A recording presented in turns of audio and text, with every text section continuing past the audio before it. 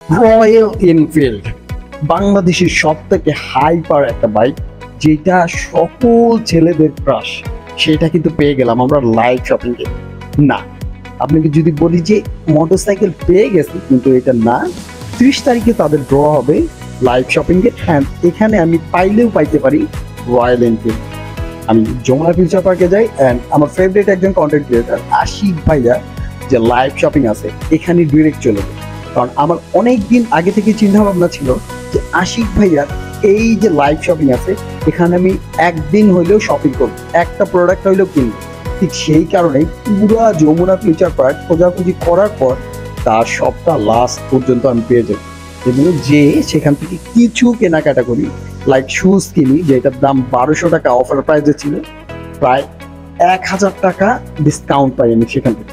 তারপর চলে যাই আমি একটা প্যান্ট কিনতে, প্রায় 3200 টাকার প্যান্টটা আমি অনলি 1800 টাকায় পেয়ে যাই। অ্যান্ড সাথে একটা টি শার্ট কিনি, অনেক সুন্দর একটা টি শার্ট, যেটা দেখলে কিন্তু আপনি আসলেই অবাক হয়ে যাবেন।